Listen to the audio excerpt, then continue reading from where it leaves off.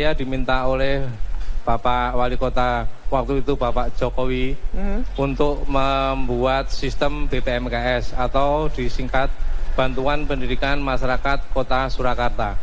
Pada waktu itu saya menerima data sebanyak 110.000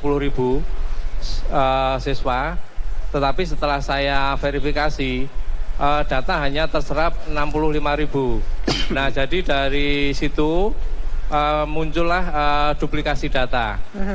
Karena muncul duplikasi data, yang seharusnya anggaran yang dikeluarkan oleh Pemkot Surakarta sebesar 23 miliar, itu hanya terserap 10 miliar 600. Kurang lebih seperti itu tahap-tahap awalnya.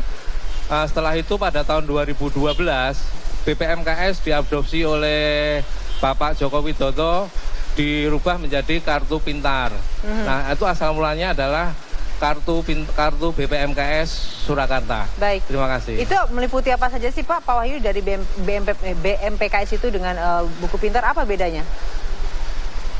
BPMKS itu sebenarnya adalah bantuan untuk masyarakat Kota Solo dari tingkat SD, SMP, SMA.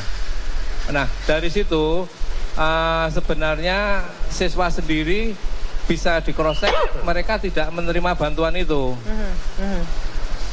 Tidak menerima bantuannya dikarenakan apa Pak? Karena distribusi bantuannya yang tidak merata atau memang bagaimana Pak? Apa yang salah di sini Pak lihat? Sistemnya yang berbelit-belit, sehingga sering terjadi penundaan-penundaan. Dan akhirnya yang paling sangat vital itu adalah tidak terserapnya alokasi dana itu ke siswa. Baik, nanti saya akan bertanya ke Pak Lusman. Yang menjadi kendalanya adalah dana itu tidak sesuai dengan anggaran yang dikeluarkan 23 miliar, hanya yang keluar itu 10 miliar 600. Di mana sisanya Pak? Yang 13 miliarnya itu Pak?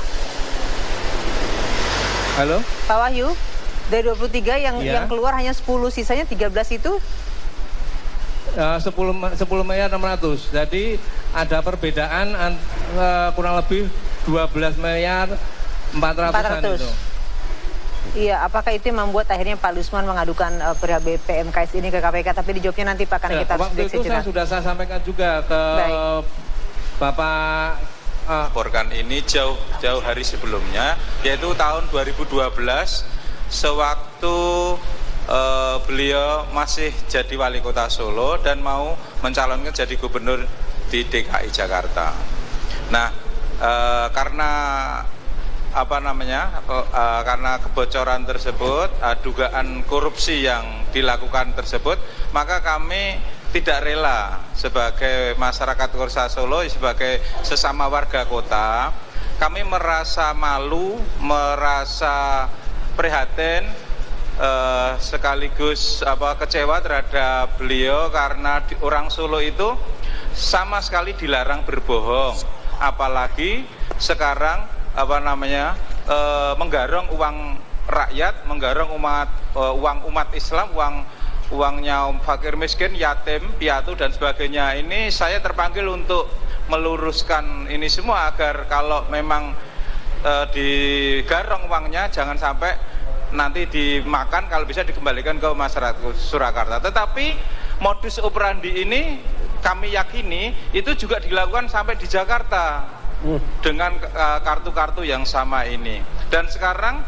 mau dilakukan di tingkat nasional, dan terus kerugiannya mau berapa triliun, ratus triliun. Nah, kami sebagai sesama warga kota sangat prihatin, malu, dan kami memohon agar ini semua diluruskan agar masyarakat Kota Surakarta, Jakarta, dan Indonesia terselamatkan dari modus operandi penggarongan uang rakyat dan uang umat Islam ini. Terima kasih. Pak Ali, modusnya seperti apa Pak Ali? Modusnya itu, tadi Anda katakan modus penggarongan uang ini. Ya, jadi seperti yang dijelaskan oleh Pak Wahyu tadi, jadi ada program yang bernuansa sosial, bernuansa charity, tetapi sebenarnya di balik itu dia menggarong dari sana dengan penggandaan siswa misalnya dan sebagainya.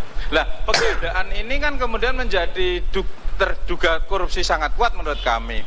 Dan ini juga dilakukan di kartu-kartu sehat, kartu Jakarta Pintar dan sebagainya. Dan sekarang diproklamirkan mau dijadikan kartu pintar nasional, kartu sehat nasional.